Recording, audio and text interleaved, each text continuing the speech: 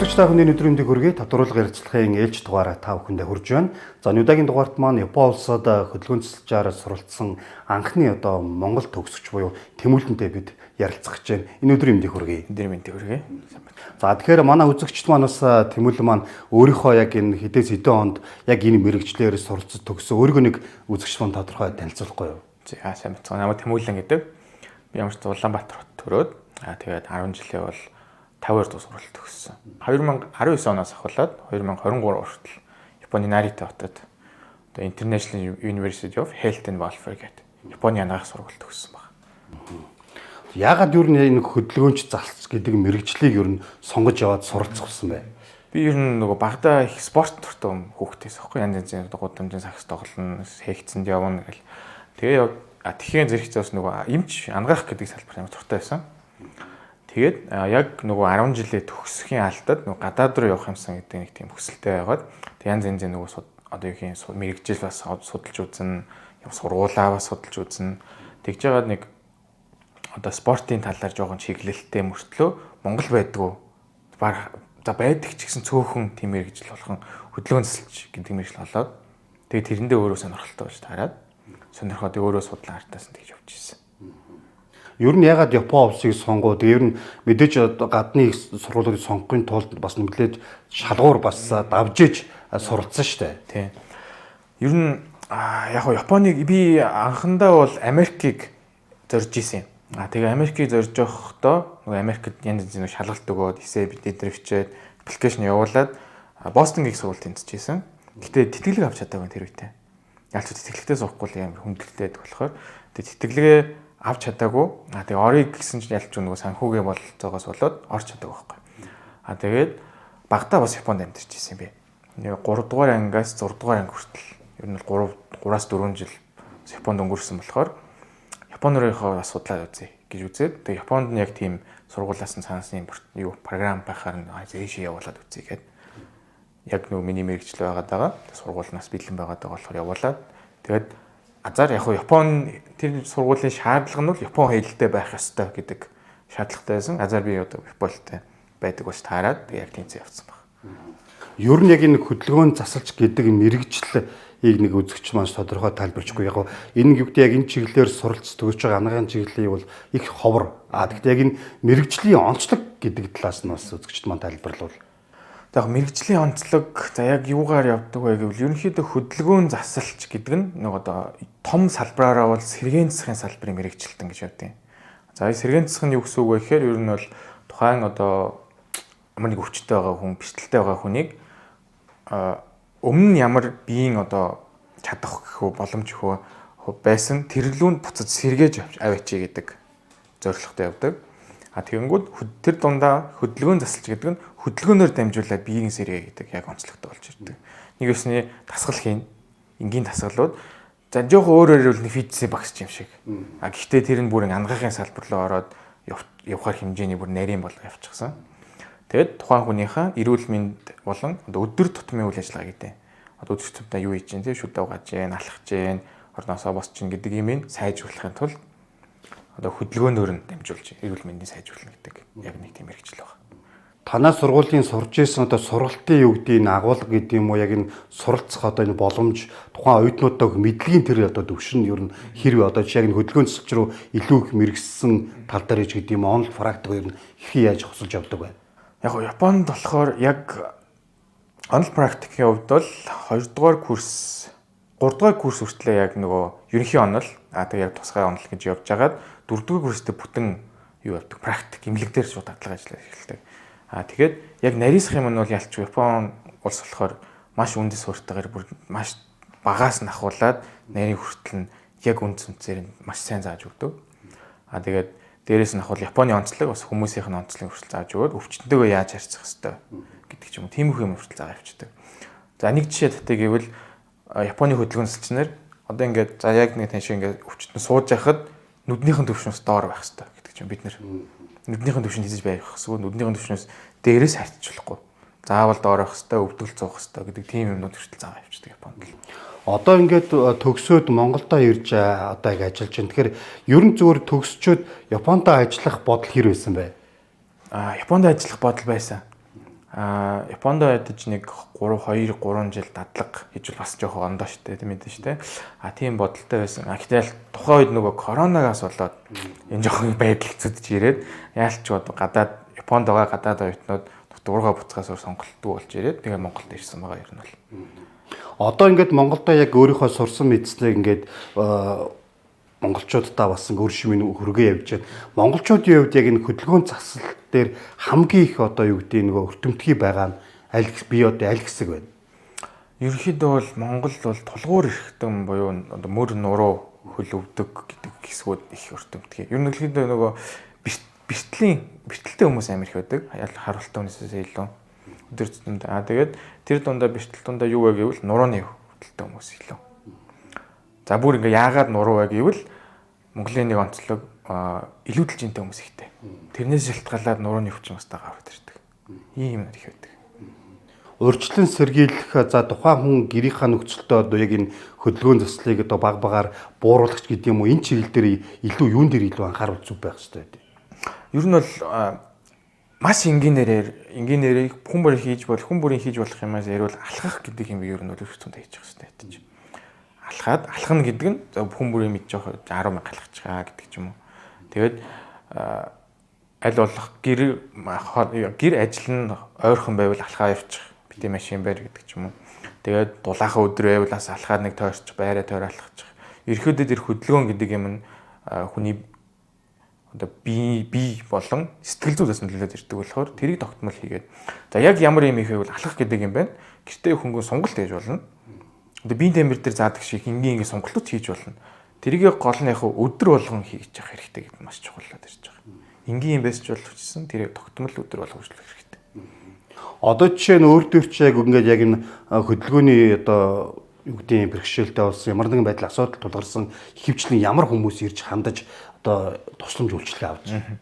Яг одоо бол ялчгүй нөгөө миний ажиллаж байгаа салбар ортодс боёж бэлгээ гэдэг юм байгаа болохоор харалттай хүн эсвэл тархины саатай хүүхдүүд ихэнхдээ ирж байгаа. Тэгээд би бас Монголын улсын эмнэлэгт 2 жил ажилласан. Тэр үед болохоор ялчгүй ихэнх нөгөө тохиолдол гэх юм уу да. Ямар өвчих тохиолдож байгаас бол тулгуур эрхтэн, нуруу, тэгээ мөр, өвдөг энэ гурван маш их байдаг. Өвчтөй хүмүүс. Мөр юунаас болж одоо яг энэ гэмтэх юм тохиолдол? Мөр бол ер нь бол юу яадаг? Наснаас шалтгаалж болно. Нас гэдэг нь ерөнхийдөө яг нас их тусам хүний бие одоо багаар одоо хөдөлгөөн сайд муудаж ирдэг. Эсвэл ингээд дахин төлцгөн багасаад ирдэг. Тийм шалтгаан байгаа. Яг хөдөлгөөн засалчийн үндэслэлээр харж байгаа юм болохоор өдөр тутам бид нэр мөрнийхөө төвшнөөс дээшээ гараа өргөдгөө. Ер нь бол тийм тохиолдол амар бага. Ямарваа нэг юмд ер нь хүн болгон ажиллаа гээл амьдрал өнд өглөө босоод унтаал яваад хахад мөрнөөсөө дээшээ ингээд гараад иш өргөн гэдэг юм ер нь байдгүй. Тэгээд ирэхээр энэс дээш өргөн гэдэг нь энэ үйл ажиллагааг алдаад ирдэг гэсэн үг байхгүй юу? Ер нь бол мөрний яг өргөх үйл ажиллагаа. Тэгээд ямар нэгэн тохиолдлоор гинт мөр өргөнгүүт өвдөд ирэх ч юм уу. Эсвэл буруу ажилланаас улмаас шүмсэн сэмрээд ирэх гэдэг ийм их шалтгаанаас болдог. Өвдөгний тухайд. Өвдөг бол жинтэй их хамаарлаад ирнэ. Сая хэлсэн шиг юу нэ илүүдэл жинтэй хүмүүс болохоор өвдгөнд нь ачаал их ирнэ. Шатаар өксөж бууруудахад дэндүүх ачаал ирнэ. Тэгээд хөдөлгөөн багасна гэдэг нь бас үе мөчөнд нөгөө бас муу зүйл байдаг болохоор хөдөлгөөн багтай тэгээд жин илүүдэлт бол тэрэнгүүд ялч өвдөг гэдэг юм нь ачааллаа дааж чадахгүй болоод ирээд өвдөд ирдэг. Чи дөрөв ярьжсэн өдөрт ер нь 10,000 алхчихад ер нь тухайн хүний тулгуур эрхтний хувьд бол ямар нэгэн асуудал орхон байгаа гэж. Тэгэхээр зарим хүмүүс яг ингээд юу гэдэг эмчийн зөвлөгөө зааврыг авчингууд нь өнөөдөр би шууд 10,000 алхчихъя гэдэг нөгөө өөрийнхөө тулгуур эрхтэн дээр хитг ачаад авчингууд эрсдэл үүсгэх нь илүү хурдан юм шиг санаг. Энэ дээр үст. Тийм энэ дээр бол яг хуу ямар хүн гэдгээсээ шалтгаална л да. Бүр нөгөө одоо гэрээсээ ч гарах чадваргүй хүмүүс байдаг болохоор тийм хүнд ямар юм зөвлөх үү? Эсвэл өдөрт нь ажил гэрээ хооронд байдаг хүн бас энэ хоёр хүнд зөвлөгөөс өөрөөр дэлж байгаа. За гэрээсээ гарахад хэцүү бэрхшээлтэй хүмүүсийн хувьд болохоор за гэртээ ч ингээд 0 орохтой яаж алхаа явчих. Тэр хэмнэс дээр биш. Аль болох ингээд алхах чадвартай байвал хэрэг. Алхаа явчих. Тэгээд зүгээр өдөр тутамдаа байдаг бидний шиг ингээд ажил гэрээ хооронд ингээд явж байдаг хүмүүс бол за гэртээ үрж ирчээд ядж байраа жохон нэг төрчих. Тэгэл болоо. Тэгээд 3 давхарт амьдэрдэг бол FPT эргэл амар жоохноос их болол баг гэж явуулна гэсэн үг нь бол. Шууд 10,000-аас илүү эхлээ нэг жоохон 500 болох гэдэг ч юм уу. Гэдгээс ахвал. Таад маань одоо жишээ нь Монголд ортоз гээд энэ яг нутагшуулаа явж байгаа. Тэгэхээр энийхээ талаар бас яг үзэж байгаа үзэгчд маань илүү тайлбарлаж өгөхгүй бас яг үнийг хэрэглэхийг хүсэж байгаа одоо юу гэдгийг тулгуур ихтний гэмтэлтэй болсон ийм хүлээгдэж байгаа хүмүүс зөндөө байж магадгүй. За ер нь бол ортоз гэдэг нь бол ерөнхий хэллэг нь бол чиг гэж монголоор одоо хэлнэ. Тэгээд тэр дотор янз янз байдаг юм. Гар, хөл, нуруу, хүзүүний нөгөө бэхлэж гэсэн байдаг хүмүүс харж ирсэн ба тэр чинь чиг гэнэ. Тэгээд бидний одоохондоо төвлөрж байгаа юм бол одоо энэ шагаан давхар чиг гэж байгаа ортоз. За энэ яг ямар үүрэгтэй вэ? Яах зорилттой гэвэл ерөнхийдөө бол ерөнхий ойлголтоор ортозын туслах хэрэгслэж явдаг. Туслах хэрэгсэл гэдэг нь тухайн хүний үйл ажиллагаанд дэм болж өгч байгаа гэсэн. Тэгээд сэргийн засгийн одоо бид нар хийж байгаа эмчилгээ хөдөлгөөнд дасгал гэдэг юмд нь бас дэм болоод байгаа хөвчтөнд нь бас. Тэгээд яг энэний хувьд яадаг вэ гэхээр алхаанд нь илүү их дэм болж байгаа гэсэн үг. За ямар хүмүүс хэрэглэдэг гэвэл за тархины харуултай хүмүүс ээж болно. Тархины хөшүүн саатай хүүхдүүд ч юм уу. Яг алхахад бэрхшээлтэй өөртөө бол алхаж чадна гэтээ нэг жоохон бэрхшээлтэй хүмүүстээр ийм зүгээд арай нэг дэмтэй алхаж чаднаа. За ядаж тэнцвэртэй алхаж чаднаа. Эсвэл одоо зөв байрлалыг нь олуулж чадна хөлний те. Ингээ мөрөцсөн дайлицсан хөлн байдаг болохоор тэрийг зөв байрлалд нь оруулж өгнө. Тэгээд хурдан алхах нь том гიშгэж сургана гэдэг ч юм. Тийм юмд нь яг ингээд тусалцаа үзүүлдэг гэсэн үг юм. Тэгэхээр энэ яг ортозыг тухайн хүнийхээ бие онцлог болон ямар гэмтэл авсан шалтгаанаас нь хамаарат яг тааруулж өгнө шүү дээ. Тийм. Ер нь бол тийм. Бид нар бол яг тухайн хүнийх нь хөлнийх нь хэвийг авч агаад тэрийг нь 3D сканер скандж аваад компьютер дээрээ загвараа гаргахтаа яг тэр зөвхөн тэр хөлөнд нь таарсан загвар гаргаж өгдөг. Тухайлбал энэ яг ямар хүнд зориулсан? Энэ болохоор тийм. Энэ болохоор нурууны бэртлээс болоод одоо хөл нь унждаг болсон. Хөл тавхан унжилттай гэж ярьдаг. Ингээ хөл нь ерөөсөө дээшээ бос ингээ дээш өргөддөггүй. Шагаан үеэрээ байнгын л унжсан юм яриа гэждэг хүнд ийм загвар гаргаж байгаа. Тэгээ яг энэ загвартай болохоор тийм хүн зориулаад гутлан дотор өмсөх зорилготой байгаа байсан. Гутлан дотор өмсөх зорилготой болохоор энэ өсгийн хэсэг нь байхгүй. Яг өсгийн хэсэгтээ бол гуталд ороход хэцүү болоод ирнэ. Тэгээд дээрэс нь одоо энэ хажуутлын одоо хан гэх юм уу да. Энэ босч байгаа энэ нахан болоод ирнэ бас. Тэгэхээр гутлан дотор ороход амархан гэдэг ч юм уу.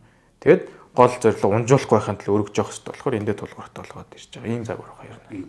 Залуучуудтай хандаж бас юу гэж зөвлөмөөрөө яг энэ хөдөлгөөнийг илүү одоо юу гэдэг өөрийнхөө амьдралын хөвшилтэд зөв дадлыг бий болгохын тулд залуучууд маань илүү юун дээр анхаарах ёстой юм өөрийнхөө одоо төрөний хэлдгээр нөгөө хооллолт хөдөлгөөн гэж чухал юм байна. За дээрэс нь яг нөгөө зөв амьдралын хий маяг гэдэг зүйл маш чухал ба. Тэгэхээр залуучуудтай хандаж бас зөвлөх өгөхгүй юу? Одоо ер нь бол альчгүй залуу хүмүүлдгүү яг хуу настай хүмүүс байсан ч болно. Тэгээ ихэнхдээ хүний хөдөлгөөн гэдэг юм багасаад ирдэг гол шалтгаан бол ажил их нөлөөлдөг. Ажил амар их нөлөөлдөг. Ажил хийгээл ирэнгүүт юу нь бол хөдөлгөөн багасаал ажил гэрийн хооронд л зөвхөн энэ хоёрын агаас бэйцийг хүртэл явддаг тийм чиглэлтэй болчдөг. Тэгэнгүүт өдөр тутамдаа тэрийг яаж өөрчлөё гэвэл тэрнээсээ жоохон өөр байлгаж болно. Одоо ажил өглөө гэртээ сэрлээ замаагдгүй гадаа гараад өглөөдөө жоохон ингээд гүйдэг ч юм уу. Шууд ажил руу явахаас өмнө ядаж жоохонгүй алхаа явцдаг. Тэгж яагаад ороод хоолоо идчихэд ажил руу явдаг гэдэг ч юм уу. Маш хүн жоох юм өртлөө тийм хүн имэж болно залуучууд. Өглөө босоо шууд ажил руу ирэхээс өглөө босоос хэрэгчээд дасгал хийчих. Тэгээ ажил руу явчих. Тэгээ ажилдаа хурж ирээд дахиад жоох ингээ сонголт хийчих. Амар хүнд юм биш. Зүгээр интернетээс сонголт ямар юм хийх вэ гэж асуухад гараад ирэх тэднийг л хийчих. Тэгэл болоо. Гол юм нь тэрийг өдөр болгоё гэх гэдэг хамгийн чухал юм байна.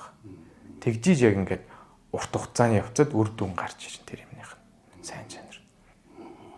За бидэнтэй ярилцсанд маш их баярлалаа. Тэгээд яг энэ одоо үгдийн хөдөлгөөн засалч шиг нэг хөдөлгөөн зөв амьдралыг хэмээгтэй байснараа тухайн эрүүл байх нөгөө өвчмөд байнга амархан тусахгүй байх тэр дөө зөв дадал бий болох нь гэдэг зүйлийг л залуучууд маань хамгийн түрүүнд цаа ойлгох нь бол зөв гэж анзаарлаа өрөөдөн ярианс. Тэгээд цаашдынх нь ажилд нь бас амжилт хүсье.